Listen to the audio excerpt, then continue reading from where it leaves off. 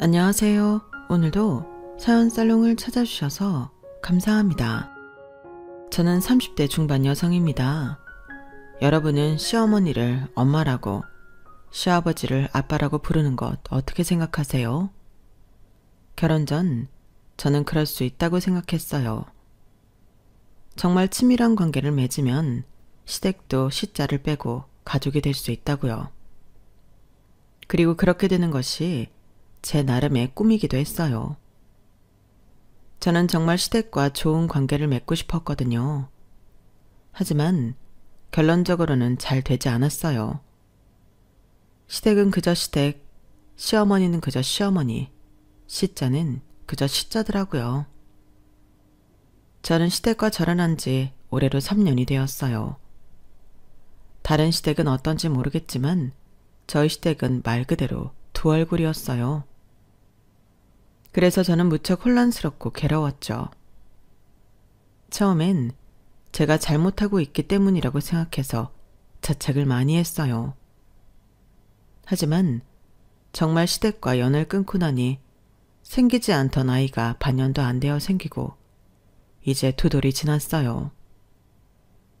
그리고 원하던 지역으로 발령도 받게 되었고요.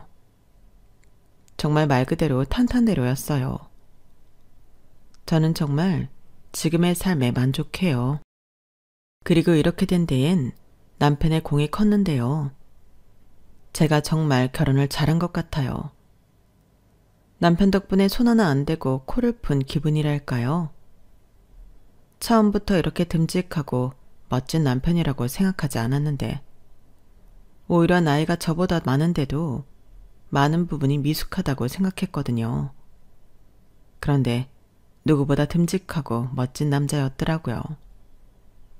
제 이야기가 저희 남편이 어떻게 했는지 궁금하시죠? 제 이야기를 한번 들어보실래요? 남편은 제가 은행원으로 일하는 은행의 고객이었어요. 처음엔 예금을 하더니 다음엔 제게 적금 추천을 부탁했고 다음엔 카드를 분실했다며 카드를 재발급받으러 왔어요. 그렇게 남편은 3달 동안 매주 은행에 왔어요. 누가 봐도 이상했어요.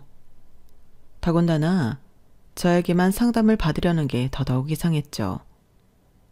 다른 직원들은 남편이 제게 관심이 있는 것 같다는 둥, 사실은 사기를 치려는 게 아닐까라는 둥 말을 만들고 부풀리더니 결국엔 업무에 방해가 되니 제대로 된 업무로 오는 게 아니면 자제해달라는 말을 저보고 전하라고 했어요. 그래서 어김없이 저를 찾아온 남편에게 그 말을 하려는데 남편이 메모 한 장을 내밀더라고요. 메모에는 이렇게 적혀 있었어요. 혹시 시간 되시면 커피 한잔 하실래요? 무례했다면 죄송합니다. 메모를 보고 남편을 쳐다보니 남편의 얼굴은 거의 홍당무가 되어 있었어요. 그래서 제가 저도 모르게 웃으니 죄송합니다 하고 남편이 나가려는 거예요. 그래서 제가 남편을 뒤쫓아가서 말했어요. 커피 마셔요. 시간 돼요. 아, 그리고 전혀 무례하지 않았어요. 여기 제 명함이에요. 아, 그러고 보니 명함 이미 가지고 계시잖아요. 저번에 적금 상담 받으시고 드린 것 같은데, 그쵸? 왜 그 번호 연락 안 했어요? 업무용 휴대폰은 따로 없는데. 제가 그렇게 말하자 남편은 머리를 긁적이며 실례일까 봐요. 저는 남편의 그 순박한 모습이 마음에 들었어요. 그리고 조심스럽고 세심한 것 같아 좋은 사람이라는 느낌이 들었어요. 그렇게 저희는 커피를 마셨고 연애를 시작했어요.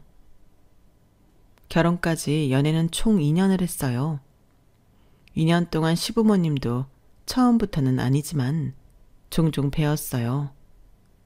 그때까지만 해도 시부모님에 대한, 정확히는 시어머니에 대한 인상이 다정하고 친절했어요.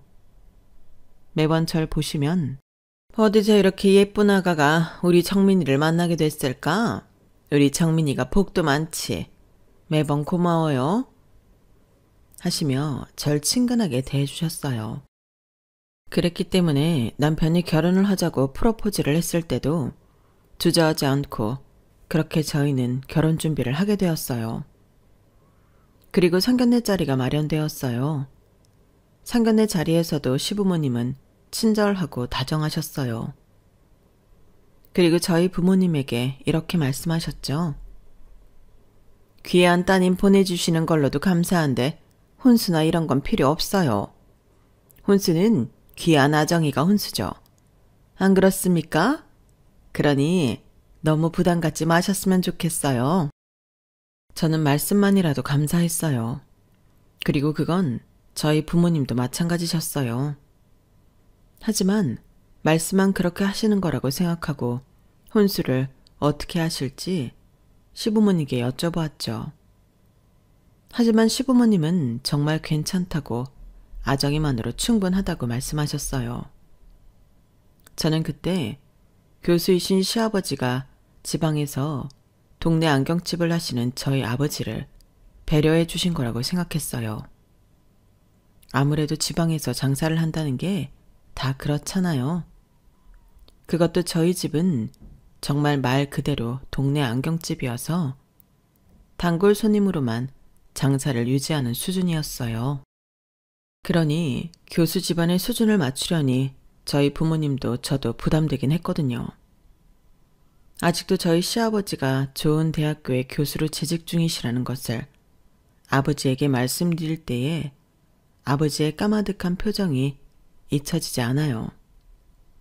마냥 좋아하시진 않으셨거든요. 그래서 한편으로 혼수는 필요 없다고 생각해도 된다는 시부모님의 말씀이 더더욱 감사했어요.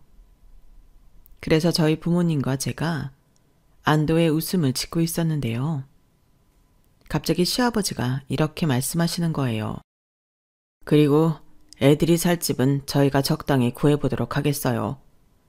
둘이 살기에 그리고 나중에 태어날 손주가 살기에도 좁지도 않고 넓지도 않게. 어떠십니까? 저희가 그래도 될까요? 그 말이 저는 너무 뜻밖이라 남편에게 미리 들은 바가 없어서 남편을 쳐다보니 남편이 절 보고 마음 좋게 웃더라고요. 남편은 이 사실을 미리 알았던 것 같아요. 저는 너무 과한 대접을 받는 것 같아 몸둘 바를 모를 것 같았어요. 그리고 그건 저희 부모님도 마찬가지셨고요.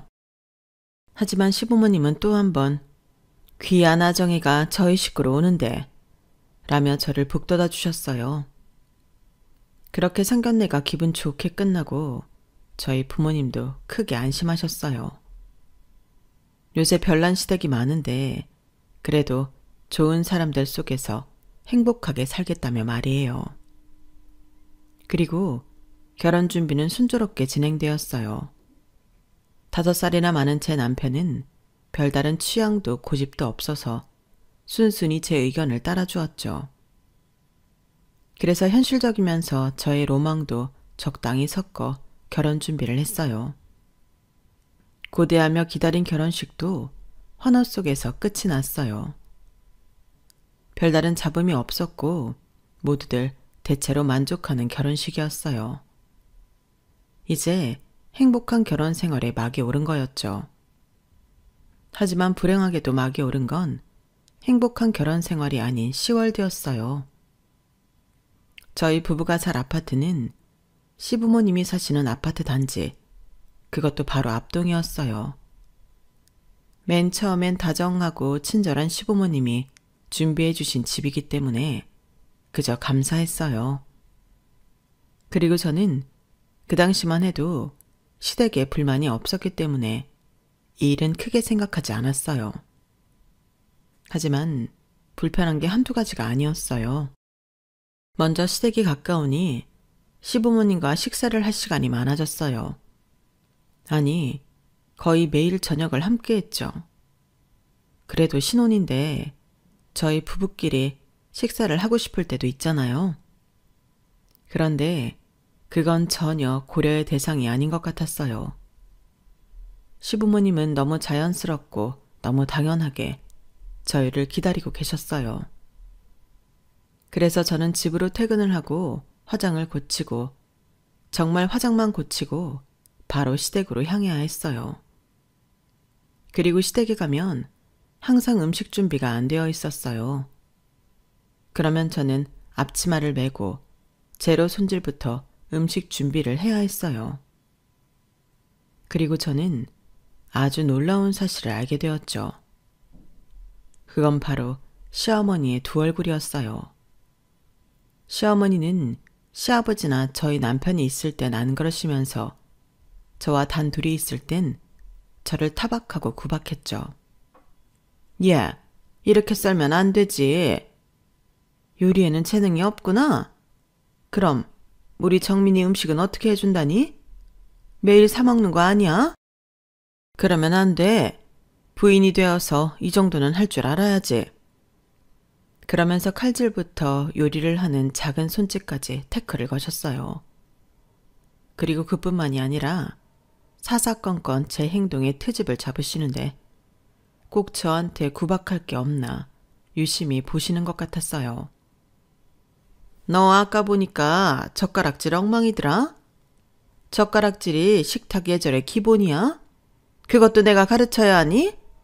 그리고 요리를 하면서 바로바로 그릇도 좀 씻고 도마도 정리하고. 얘가 왜 이렇게 정신이 없니? 저에겐 이렇게 말하고 시아버지나 남편이 부엌으로 들어오면 얼굴 색 하나 변하지 않고 제 칭찬을 하셨어요. 얘는 요리도 잘한다, 정민아. 우리 아들이 부인감을 참 잘 골랐어.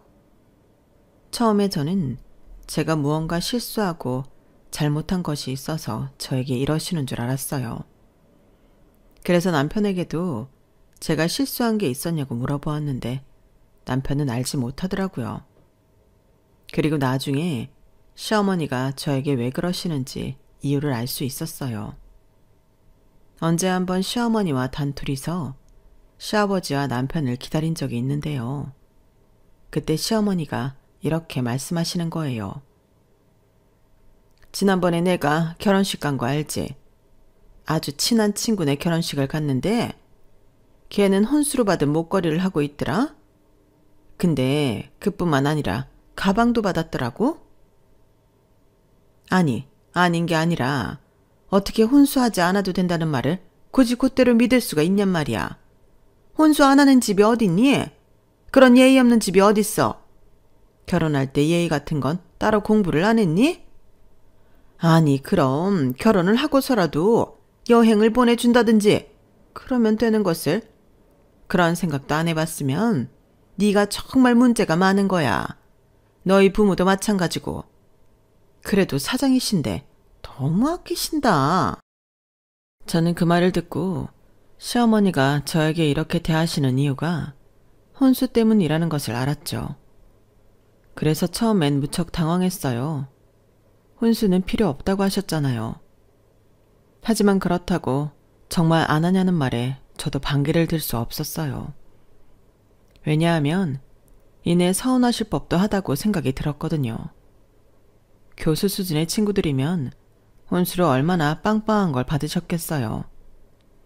그러니 시어머니도 사람인데 의뢰 그렇게 생각할 법하다고 생각했어요. 그래서 그날은 돌아가 남편에게 시부모님 해외여행을 보내드리자고 말을 꺼냈어요. 남편이 제 말을 듣고 그게 무슨 말이냐고 물어서 저는 대답을 얼버무렸어요.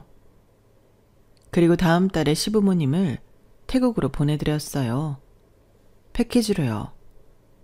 거기 가서 망고도 드시고 축제도 보고 즐거웠다고 시어머니가 말씀하셨어요. 하지만 시어머니의 이런 태도는 쉽게 사그라들지 않았어요. 시어머니는 여전히 시아버지와 남편이 없는 데서 저를 구박하고 타박했고 제 행동이 무례하고 틀렸다고 하면서 꼭 제가 고졸이라는 것을 말했죠. 사실 제가 고졸이라는 것을 시부모님께 알릴 생각은 없었는데요. 저희 아버지가 술이 조금 오르셔서 제가 상업고등학교에서 전교 1등을 놓치지 않았고 그래서 대학을 갈 수 있었는데 취업을 한다며 취업 준비를 해서 결국 은행에 들어갔다며 자랑 아닌 자랑을 하셨거든요. 저는 정말 낯뜨거워서 쥐구멍으로 숨고 싶었어요. 더군다나 제가 고졸이라는 것을 모르셨던 시부모님께서 조금 당황하는 걸 보았거든요. 그래서 정말 부끄러웠어요. 그런데 시아버지가 이렇게 말씀하시는 거예요. 고졸이니 대졸이니 뭐가 중요합니까? 저도 대학교 다녔지만 우리 아정이보다 못하는 애들이 많아요. 매일 졸고 매일 늦고 매일 술 마시는 애들 말입니다. 그런 애들보다야 아정이가 훨씬 성숙하고 올곧죠. 저는 아무리 빈말일지라도 시아버지의 말씀에 감사했어요. 게다가 저는 제가 고졸이라는 것에 컴플렉스가 있기 때문에 더더욱 그랬어요. 아무튼 시부모님 앞에서 제가 고졸임을 밝히는 일이 굉장히 무서웠는데 좋게 좋게 마무리가 된 것 같아서 다행이었어요. 그런데 이제 와서 시어머니는 고졸이라는 것을 빌미로 저를 구박하는 거예요. 말끝에 매번 고졸 그러셨어요. 사실 저는 고졸일 수밖에 없었어요. 저희 집에서 태어난 이상 말이에요. 저는 동네 안경집을 하는 집안의 첫째 딸로 태어났어요.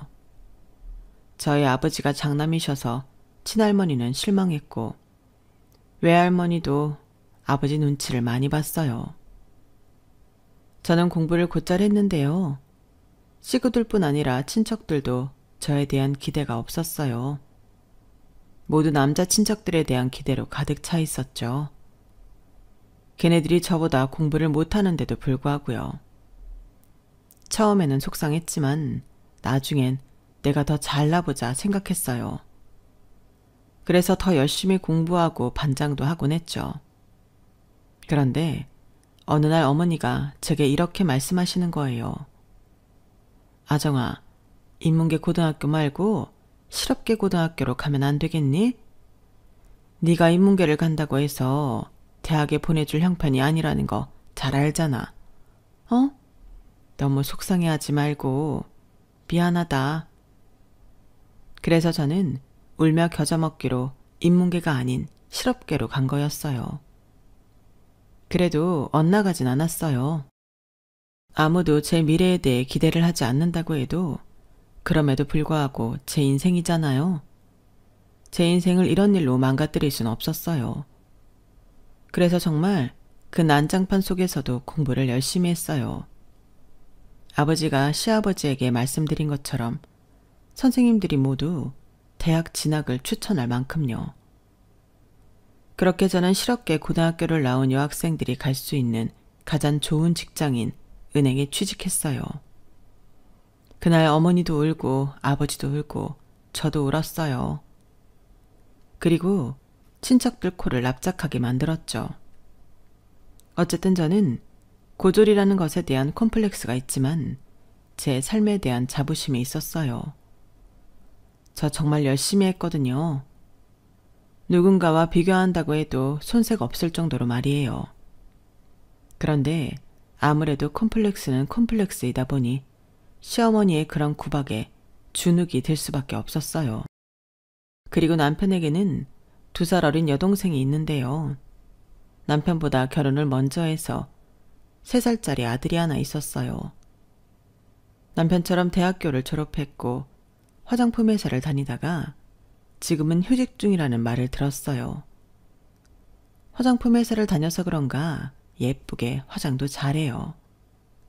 그리고 남편 집이 워낙 운동 DNA가 있어서 운동도 다녀요. 그래서 겉으로 보면 애기 엄마 같지도 않아요. 아무튼 그런 시누이와 시어머니 그리고 제가 부엌에서 음식을 만들고 있을 때였어요. 시어머니가 갑자기 시누이에게 이런 말을 하는 거예요. 정미야, 네 언니 고졸이란다. 그래. 그 고졸 너도 몰랐지. 애가 여우 같아서. 저는 너무 당황해서 잡고 있던 국자를 떨어뜨릴 뻔했어요. 그런 말을 할 상황이 전혀 아니었거든요. 그냥 일상적인 말을 하다가 갑자기 시어머니는 그렇게 말했고 제가 국자를 떨어뜨릴 뻔한 것을 본 시누이가 저를 보고 비웃더라고요. 그러면서 이렇게 속삭이는 거예요. 근데 엄마, 대충 티가 나긴 해. 저는 얼굴이 붉다 못해 터질 것 같았어요. 그래서 곧장 화장실로 달려갔어요. 그리고 그 다음 날부터 신우이는 저를 무시하기 시작했죠. 한 번도 저에게 사적인 대화를 하지 않던 신우이였어요. 낯을 많이 가린다고요. 그런데 그날 이후로 저에게 이것저것 묻는 거예요. 화장품 스킨 로션 뭐 쓰냐? 베이스는 뭐 쓰냐? 섀도우는 하냐? 아이라인은 문신인 거냐? 옷은 어디서 사 입냐? 이런 것들을 말이에요. 아니, 저도 물어볼 수는 있다고 생각해요. 그런데 물어보기 시작한 상황과 신우이가 물어볼 때 쓰는 말씨가 너무 차갑고 따가웠어요. 그러면서 제가 일일이 대답해주면 도중에 말을 끊고 너무 촌스럽다고 말했어요. 그리고 시어머니가 하듯이 그렇게 하면 안 된다고 잘못된 방법이라고도 말했고요. 그렇게 절 무시했어요. 그리고 점점 시댁에 올 때마다 아이를 품에 놓지 않더라고요. 어디서 야비한 며느리가 시댁에서 손자를 손에 놓지 않으면서 은근히 일을 안 한다는 사연을 들은 적이 있는데 딱 그 짝이었어요. 그러면서 자꾸 저한테 물 가져다 달라, 뭐 해달라 시키기 시작했죠. 그리고 그 모습을 시어머니는 터치하지도 않고 오히려 본인도 부엌에 점점 안 들어오시는데 정말 콩 심은 데 콩 나고 팥 심은 데 팥 난다는 게 맞는 말이더라고요. 그래서 저는 어느 날 남편에게 말했어요. 시어머니와 시누이가 이렇게 해서 너무 힘들다고요. 시댁에 가고 싶지 않다고요. 그런데 남편은 제 말을 믿지 않더라고요. 하긴 그럴 만도 한 게 남편과 시아버지 앞에서는 다른 얼굴을 하는 두 사람이니까요. 그래서 계속 소가리만 했어요. 속에 담아놓고 썩히기만 했어요. 그리고 그 일이 일어났어요. 명절이었어요. 올해 추석은 따뜻하다면서 시아버지가 도시락을 싸서 밖으로 나들이를 가자고 제안하셨어요. 그래서 시어머니와 시누이, 저는 열심히 도시락을 쌌어요. 물론 그때도 은근한, 아니 직설적인 무시가 있었지만 뭐 그런 거예요. 예를 들면 제가 만든 문어 소시지를 요즘 세월에 누가 이런 걸 만드냐면서 타박하거나 시판에 나온 동그랑땡을 사서 굽자 정성이 부족하다거나 그런 식이었어요. 그러면서 자기들은 어디 카페에서 사온 샌드위치를 다시 포장했어요. 웃기지도 않았죠. 그렇게 시댁 식구들은 도시락을 싸서 나들이를 갔어요.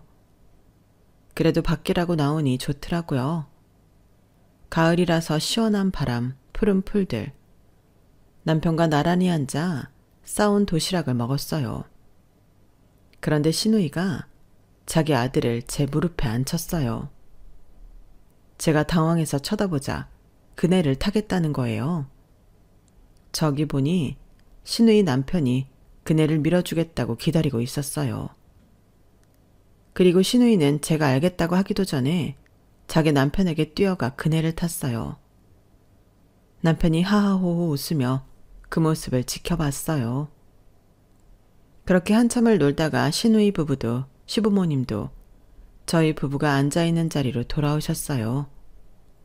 그리고 시누이가 제 품에 있던 아이를 안았는데 아이가 제 목걸이를 잡고 있었더라고요. 제가 어르고 달래며 목걸이를 아이 손에서 빼려고 하는데 아이 손 힘이 얼마나 센지. 그리고 아이 손에서 목걸이를 빼려니까 아이가 발버둥 치며 우는데 시누이가 그냥 목걸이를 빼라고 협박처럼 말하더라고요.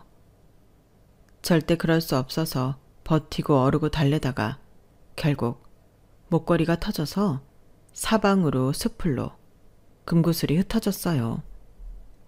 저는 얼음이 되었어요. 정말 온몸을 움직일 수 없었죠. 사실 그 목걸이는 외할머니의 유품이었거든요. 외할머니와 제가 애틋한 사이였던 것은 외할머니와 저만 알고 있어요. 돌아가실 때 외할머니가 이 목걸이를 제게 남긴 것을 다들 의아할 정도로 티가 나지 않았어요. 하지만 외할머니와 저는 특별한 유대관계가 있었어요. 외할머니는 제게 다른 친척들 몰래 사탕을 주시기도 하셨고 은근히 제 밥그릇에 갈비를 올려주시기도 하셨고 같이 손을 잡고 시장에 간 적도 많았죠. 그런 외할머니가 마지막으로 준 선물이 이렇게 산산조각 나다니 저는 믿을 수 없었어요. 그래서 저는 수풀을 뒤지기 시작했어요. 맨발로 여기저기 금구슬을 찾기 시작했어요. 그때는 저는 잠시 미쳐 있었어요. 혼이 빠지다 못해 다른 혼으로 채워진 기분이었죠. 결국 제가 그러는 것을 남편이 말렸어요. 뒤에서 저를 안고 끌고 난리도 아니었어요. 남편이 다시 사준다면서 저를 회유했어요. 그때 저는 울면서 말했어요. 할머니 유품이라고. 세상에 하나밖에 남지 않은 거라고. 다시 만들 수 없다고요. 그러자 시어머니가 말했어요. 아가야, 내가 미안하다. 내가 비슷한 거라도 아니 더 좋은 걸로 사줄 테니까 마음 풀어라. 어?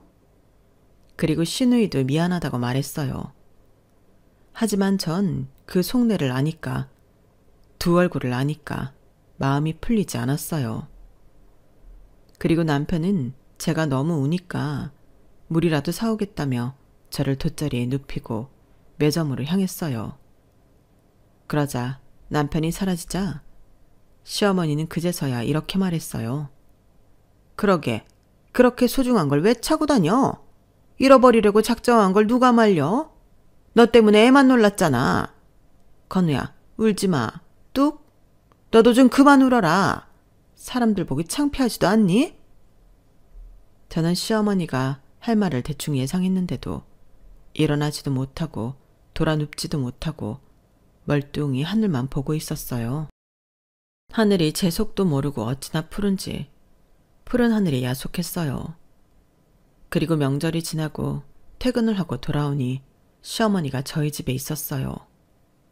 저는 놀라 어떻게 들어왔냐고 여쭤봤어요.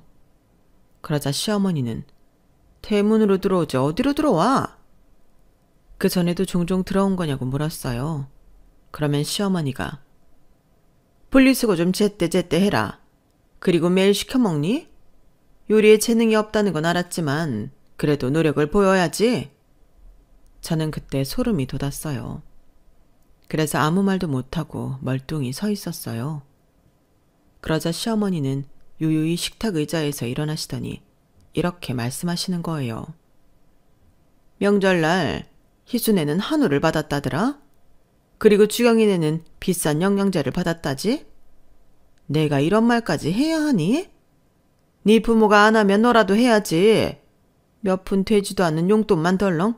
그게 맞니?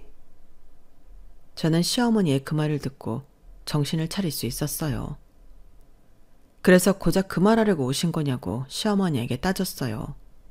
그리고 언제부터 저희 집에 멋대로 들어온 거냐고도 따졌죠. 고작이라니, 이게 얼마나 중요한 일인데.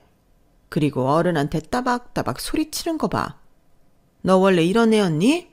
너희 부모가 그렇게 가르치든. 정말 고졸딸 결혼시켰으면서 양심도 없다. 그리고 애는 왜 안 가져? 너 설마 직장 안 그만둘 거라고 피임하는 거 아니지? 여자가 직장 다녀서 뭐 할 거야? 그것도 고졸 은행원이면서. 아니면 혹시 너 문제 있니? 제가 경악해서 아무 말을 안 하고 있는데 그때 남편이 퇴근했어요. 남편이 집으로 들어오자 시어머니는 또 다른 얼굴을 하고 남편에게 들러붙어 수고했네, 수고했네 하더라고요. 그리고 남편은 제 표정을 보더니 무슨 일이 있냐고 묻길래 시어머니가 저 대신 진상을 만났대. 제가 기가 차서 방으로 들어갔어요. 그러자 시어머니도 같이 들어오시더니 자기는 눈치 없는 시어머니 아니니 빠져주겠다며 집으로 갔어요. 시어머니가 가자 억울함이 복받쳐 오르더라고요. 그래서 남편 앞에서 엉엉 울었어요. 그러자 남편이 놀라서 무슨 일 있냐고 묻는 거예요. 그래서 방금 있었던 일을 이야기하는데 농담이지? 농담일 리가 없잖아. 내가 이런 일로 농담할 사람이야? 당신한테는 한없이 천사 같은 엄마니까 믿지 못하겠지만 나한테는 안 그러신다고. 정말 무섭고 소름 끼친단 말이야. 그리고 저번에도 내가 그랬지? 어머니가 나 고졸이라고 매번 무시하신다고. 그 말도 못 믿겠지만 정말 그러신단 말이야. 제발 내 말 좀 믿어줘. 당신이 아니면 누가 말을 믿겠어. 안 그래? 제가 그렇게 우는 걸 처음 봐서 남편도 이번에는 그럴 리가 없다고 말하진 않았어요. 물론 제 말을 믿는다고 말하지도 않았지만요. 그리고 일주일이 흘렀어요. 그 일주일 동안 어떻게 지냈냐고요? 저는 시댁에 일절 가고 싶지 않았지만 그럴 수는 없었어요. 시댁에서는 외할머니의 유품인 제 목걸이가 부러져 사라진 일도, 시어머니가 저희 부부의 집에 무대뽀로 들어오시기도 했다는 그 놀라운 사실도 별것도 아닐 일로 여겨졌거든요.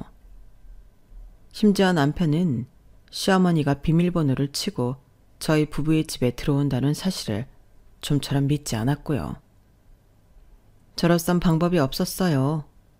그저 매번 하던 대로 억지로 웃으며 시댁 분위기를 맞춰주고 시어머니와 시누이의 두 얼굴을 참을 수밖에요. 정말 괴로웠어요. 언제부터 하혈도 하기 시작했고요.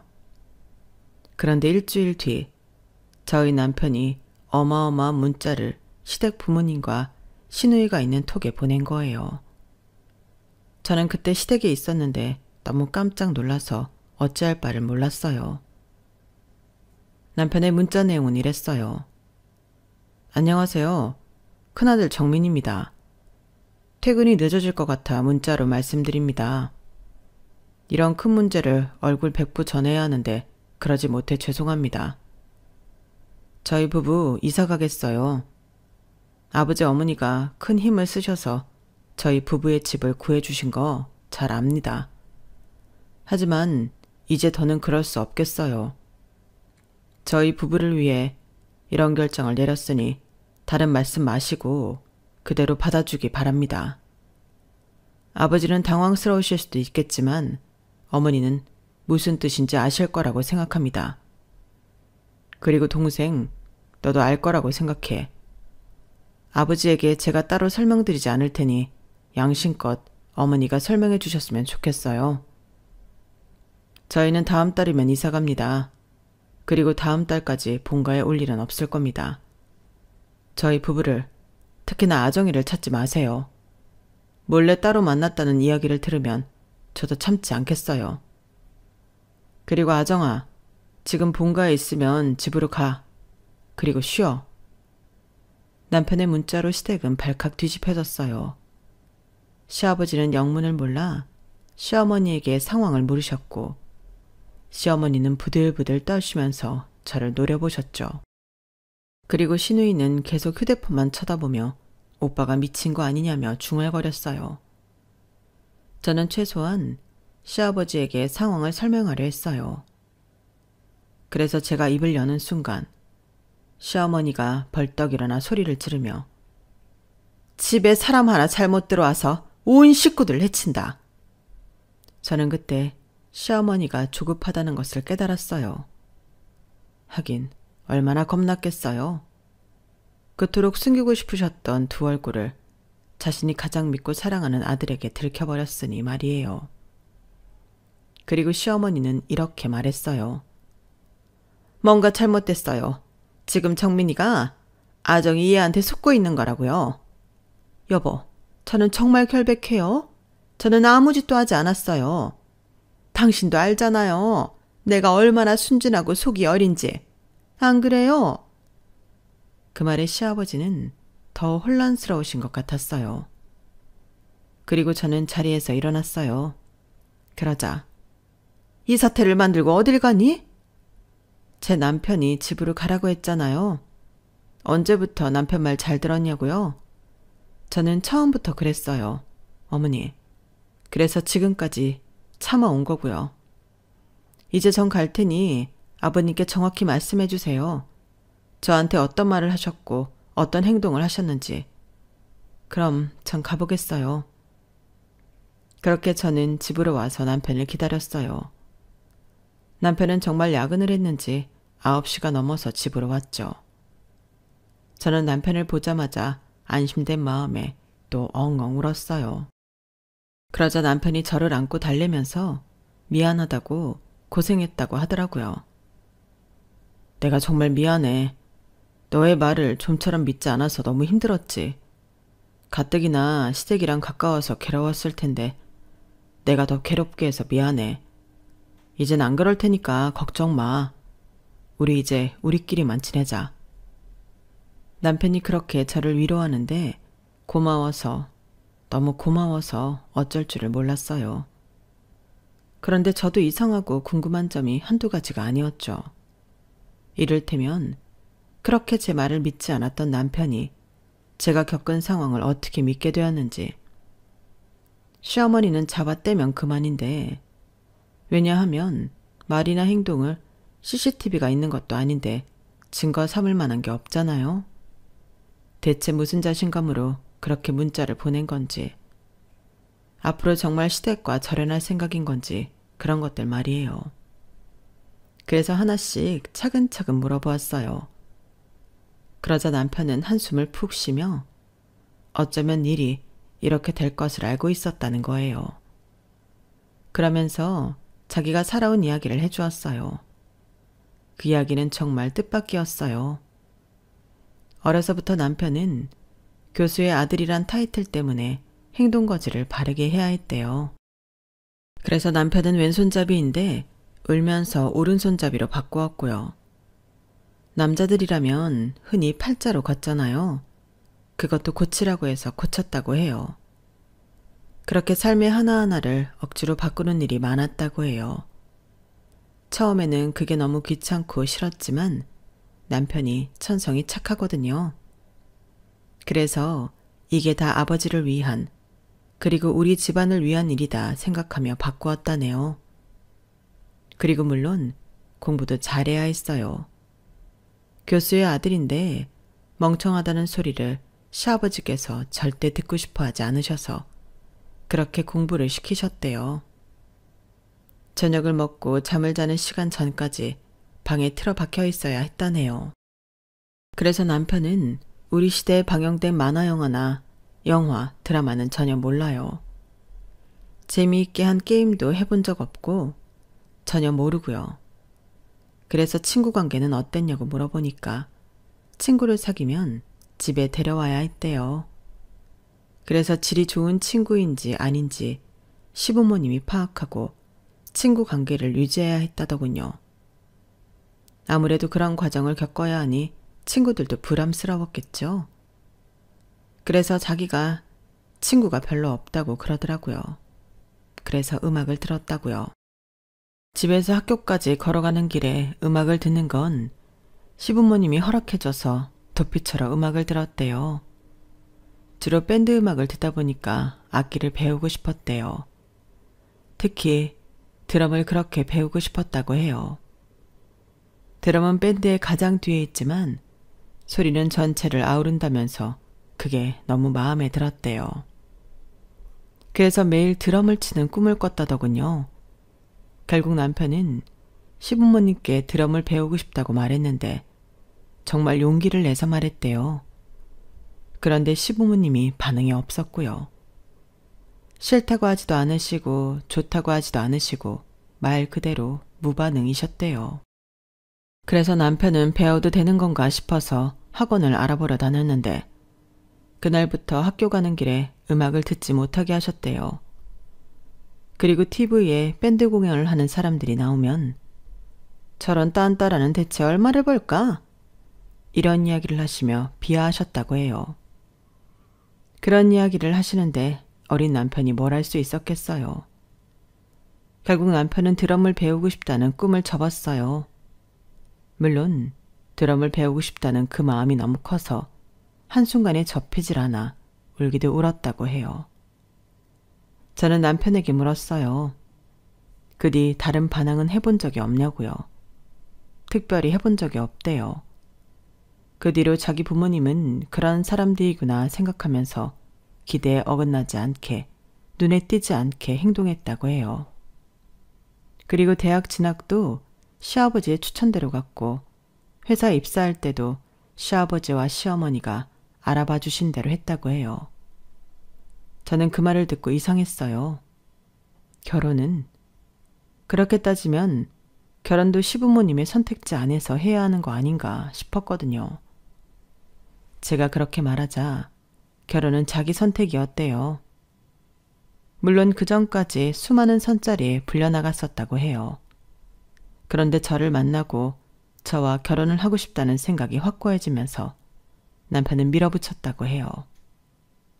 처음엔 시부모님도 성에 차지 않으셨대요. 그도 그럴 것이 저는 동네 안경집에서 자란 딸일 뿐이고 고졸에다 직장에서 알아주는 엘리트라거나 크게 승진할 기미도 보이지 않았으니까요. 하지만 나중엔 순순히 인정하셨대요. 남편은 그때 엄청난 고난을 예상해서 이렇게 순순히 인정받은 것에 놀랐다고 해요. 하지만 그게 그런 게 아니었다고 남편은 말했어요. 다 계획이 있었던 거야. 특히 어머니는. 내가 한 선택이 그렇게 순탄하지 않을 거라는 걸 몸소 느끼게 하려고 결혼하라고 하신 것 같아. 그래서 당신한테 그렇게 나쁘게 대하신 것 같아. 당신이 지쳐서 떨어지면 어머니의 작정도 성공하신 거지. 저는 무척 놀랐어요. 결혼이 애들 장난도 아니고 정말 그렇게 생각해서 저에게 이런 말과 행동을 한 거라면 너무 놀라웠어요. 그리고 남편은 망설이면서 한 가지 이야기를 더해 주었어요. 남편이 30대 후반에 저와 결혼을 했거든요. 요즘 시대에 늦은 건 아니라지만 사실 좀 늦었죠. 그래서 저도 처음엔 사람이 무슨 문제가 있어서 지금까지 장가를 못 갔나 싶기도 했어요. 하지만 남편은 만나면 만날수록 무척 건실한 청년이었죠. 그래서 결혼을 못한 게 아니라 안 한 거구나 싶었어요. 그리고 시부모님이 학창시절에 어떻게 했는지 제가 들어봤잖아요. 그러니 친구를 사귈 때도 그러시는데 여자친구를 만들었다고 말하면 어떻게 하셨을지 라는 생각이 들었어요. 그것도 남편은 결혼을 하기 전까지 시댁에서 살았으니 더 심했을 거고요. 그러니 저는 남편이 연애 시절 자신이 살고 있는 시댁 근처에는 가지도 않았을 뿐더러 제가 선물을 하려고 시댁으로 택배를 보내는 것도 하지 못하게 한 게 이해가 되었어요. 그래서 그런 것도 모르고 처음에 오해하고 서운했던 게 미안하기도 했어요. 아무튼 남편에겐 사실 결혼을 약속한 여자가 있었대요. 그때는 남편이 30대 초반이었을 때였고 상대는 남편이 이전에 다닌 회사의 유치원 교사였대요. 아이가 있는 직장 상사의 소개로 만났고 3년 동안 연애를 했고요. 그때까지 매번 시부모님께 연애 사실을 들켰다고 해요. 저를 만날 때처럼 치밀하지도 못했고 어쩌면 그래야 할 필요성을 못 느꼈다고, 어떻게 보면 서툴렀다고 표현하더라고요. 그래서 그 여성분과의 연애도 시부모님께 연애 초반에 들켰대요. 그래서 자주 같이 밥을 먹고 차도 마셨대요. 그리고 그 여성분이 술을 잘하셔서 시아버지의 술친구가 되어주기도 했고요.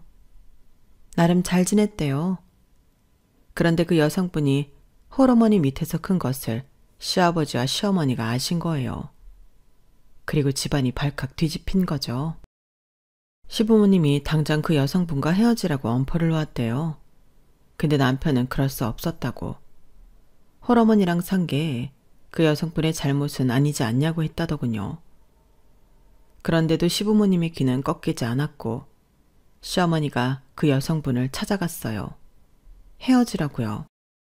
드라마처럼 돈봉투를 쥐어주면서 그러셨을까요? 저는 저희 시어머니라면 그러고도 남을 거라고 생각했어요. 아니, 적어도 불편한 말들을 했을 거예요. 상대의 기분을 철저하게 고려해서 기분 나쁠 말들만 골라서 하셨겠죠. 그래서 남편은 프로포즈 하려는 당일에 그 여성분에게 차였대요. 아직 마음에 남아있는데 하는 이별이 얼마나 괴로웠을까요? 남편은 매일 술을 마셨다고 해요. 그리고 시부모님 앞에서 다 아버지 어머니 때문이라고, 제가 도저히 살 수가 없다고 했대요. 하지만 그럼에도 시아버지와 시어머니는 굳건하셨다고 해요. 찔러도 피 한 방울 안 나올 것처럼요. 그리고 오히려 그 여성분을 욕했다네요. 결국 남편이 마음을 닫고 몇 년을 연애도 안 했는데 그러다 저를 만난 거예요. 그리고 남편은 결심했대요. 절대 쉽게 보여주지 않을 거라고. 그래서 2년을 연애했는데 1년 반을 들키지 않았다고 해요. 그런데 제가 말을 했을 때 왜 믿지 않았는지 궁금했어요. 그래서 남편에게 물으니 사실 설마 그럴까 싶기도 했고 아니었으면 싶은 마음이 컸기 때문에 부정했던 것 같아. 그런데 인지하고 보니 다 보이더라고. 우리 집에 고양이 홈캠이 있잖아. 그거 확인해봤어? 안 해봤지? 거기에 어머니가 우리 집 비밀번호 눌러서 들어오는 거 다 찍혀 있더라. 그리고 지난주에 당신 부엌에 갈 때마다 은근히 들여다봤는데 정말 어머니가 당신 고졸이라고 무시하고 그러시더라고. 내 눈으로 직접 보기 전까지 당신 말 믿지 못했던 거 미안해. 그래서 나 결심했어. 앞으로 당신이 시댁 가는 일 없을 거야. 나도 최소한의 아들 노릇만 할 거고. 나도 이제 내 가정이 생겼는데 거기에 집중해야지. 저는 그때 저희 집에 홈캠이 있다는 것을 알아차렸어요. 지금도 저희를 찍고 있는 저 홈캠이 큰 역할을 했더라고요. 키우는 고양이가 걱정되어서 달아놓은 건데 이렇게 쓰일지 몰랐어요. 그렇게 저희는 이사를 갈 준비를 했어요. 건축 일을 하는 남편의 직장과 멀지 않은 지역이었어요. 물론 제 직장과는 조금 멀었지만요. 그래도 시댁에서 해방된다니 그저 기뻤어요. 그런데 어느 날 시어머니와 시누이가 저희 집에 왔어요. 저는 문을 열어주고 싶지 않았지만 도리가 아니다 싶어서 문을 열어주었어요. 그러자 시어머니와 시누이가 눈에 불을 켜고 저를 노려보는 거예요. 그리고 소파에 털썩 앉더니 커피나 좀 내어오라고 말했죠. 저는 이게 마지막이다 생각하며 커피를 내어왔어요. 시누이는 하나 둘씩 정리해가고 있는 짐들을 보며 실수를 했어요. 그러면서 이렇게 말하는 거예요. 순진한 우리 오빠 꼬셔서 이렇게 되니까 좋으신가 보죠? 그래, 좋기도 하겠지. 불쌍한 우리 오빠. 와이프 잘못 만나서 가족이랑 절연이나 하고. 그리고 시어머니가 저를 여우 같은 기집애라고 말하면서 시누이의 말에 동의를 하셨어요. 내가 이 집을 어떻게 구했는데 이런 식으로 나와? 당장 우리 아들 돌려내. 돌려내 이 여우 같은 계집애야. 그래서 제가 천천히 듣고 있다가 현관 앞으로 갔어요. 제가 괜히 문을 열었나 싶네요. 지금 이 상황이 제가 잘못해서 일어난 일인가요? 정말 그렇게 생각하세요? 그렇게 생각하신다면 정말 유감스럽게도 저는 저희 남편 뜻을 따를 거예요. 이사 갈 겁니다. 어머님이 아버님이 모르시는 곳으로요. 어디 아들 한번 잃어보세요. 그러자 시어머니가 입에 거품을 물 것처럼 부르르 떨더니 소리를 빽 질렀어요. 그리고 그때도 홈캠은 돌아가고 있었어요. 저는 시어머니와 시누이를 집 밖으로 내쫓고 홈캠 파일을 다운받아 아버님에게 문자를 보냈어요. 제 문자를 받은 아버님은 어떤 반응도 없었어요. 하지만 제 남편이 집으로 돌아와서 말하더군요. 아버님이 이사를 가라고 했다고요. 막지 않겠다고 하셨답니다. 그리고 이후에 시어머니나 시누이가 저희 집을 들이닥치는 일은 없었어요. 그렇게 저희는 신도시로 이사를 갔어요. 남편은 직장이 더 가까워져서 저희는 저녁 시간을 좀 더 빨리 그리고 오래 보낼 수 있었어요. 처음에는 불안했어요. 언제 어디서 시어머니가 들이닥칠지 모르는 일 아니겠어요? 하지만 남편이 너무 굳건해서 그런지 제가 시아버지에게 보낸 시어머니의 만행에 담긴 파일이 효과가 있었는지 제가 우려하던 일은 일어나지 않았어요. 정말 다행이었죠. 그리고 몇 달 뒤 저는 지금 사는 지역과 가까운 은행 지점으로 자리를 옮길 수 있었어요. 그리고 몇 년을 노력해도 생기지 않았던 아이도 생겼어요. 아이는 정말 무럭무럭 자라 이제 2돌이 지났어요. 남편을 닮아 동글동글한 딸이에요. 저희 부부는 딸까지 셋이서 알콩달콩 살고 있어요. 친정에서 이 소식을 듣고 걱정하셨지만 저도 걱정했지만 든든한 남편을 믿어보려고요. 때론 남편에게 자신의 가족과 절연한 것이 속상하지 않냐고 물어보기도 해요. 그럴 때면 남편은 제 손을 잡고 이제 내가 지켜야 할 것들이 있잖아. 정말 든든하지 않나요?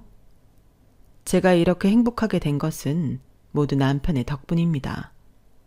그래서 더 잘하려고 해요. 그러니 저희 부부는 사이가 더 돈독해졌어요. 역시 큰 산을 넘어봐야 단단해지는 걸까요? 제 사연은 여기까지입니다. 여러분들도 혹여나 2얼굴을 한 사람, 위선자로 인해 괴로워하시는 중이라면 과감하게 칼을 뽑으시라고 말씀드리고 싶어요. 그리고 그런 사람을 우리의 멋진 인생에 두지 말자고요. 그 한 사람 때문에 우리의 긴 인생을 낭비하고 허비하는 건 말도 안 되잖아요. 그럼 저는 저희 가족들의 멋진 저녁 식사를 위해 움직여 보도록 할게요. 모두들 멋진 하루, 멋진 저녁 보내세요.